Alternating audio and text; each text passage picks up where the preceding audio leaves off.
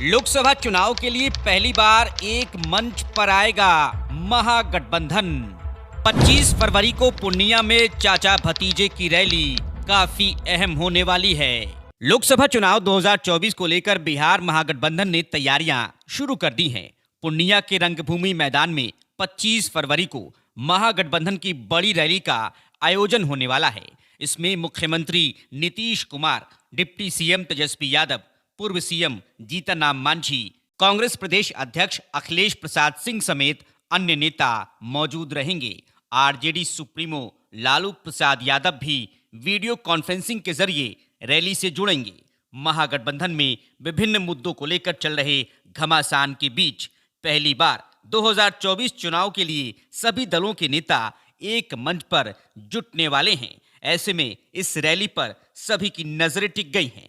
अभी तक बिहार में मुख्यमंत्री नीतीश कुमार, कांग्रेस और जीतन राम मांझी अलग अलग यात्राएं निकाल रहे हैं, लेकिन लोकसभा चुनाव से पहले महागठबंधन की ये पहली रैली होगी जिसमें सभी पार्टियों के नेता साथ नजर आएंगे।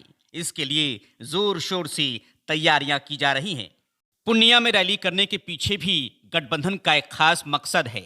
नीतीश कुमार के एनडीए छोड़कर महागठबंधन के साथ जाने के बाद पूर्णिया के इसी रंगभूमि मैदान में केंद्रीय गृह मंत्री अमित शाह ने रैली की थी और उन्होंने पूरे सीमांचल को साधा था।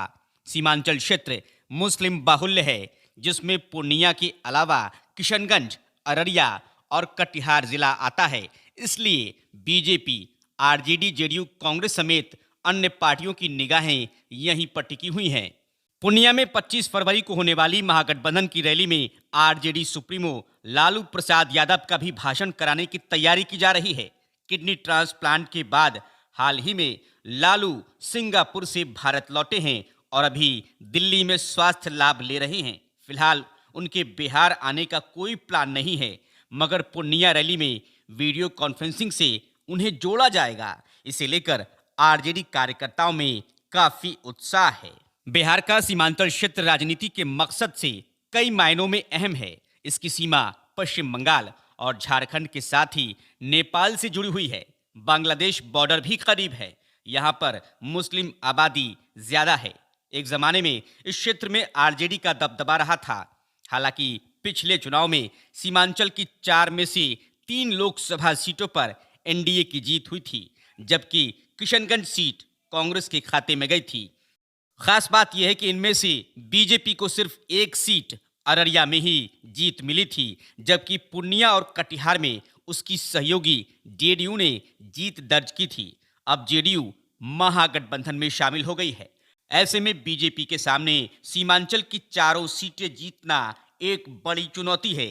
यही वजह है कि बीजेपी ने 4 महीने पहले ही सीमांचल में 2024 चुनाव की तैयारियां शुरू कर दी। खास बात यह भी है कि पूर्णिया में महागठबंधन की ये रैली उस वक्त में हो रही है जब महागठबंधन में शामिल पार्टियों के बीच में घमासान मचा हुआ है। कैबिनेट विस्तार के मुद्दे पर कांग्रेस और आरजेडी में खींचतान हो रही है। कांग्रेस 2 नए मंत्री बनाने की मांग कर रही है, लेकिन सीएम नीतीश इसका फैसला तेजस्वी यादव पर डाल रहे हैं।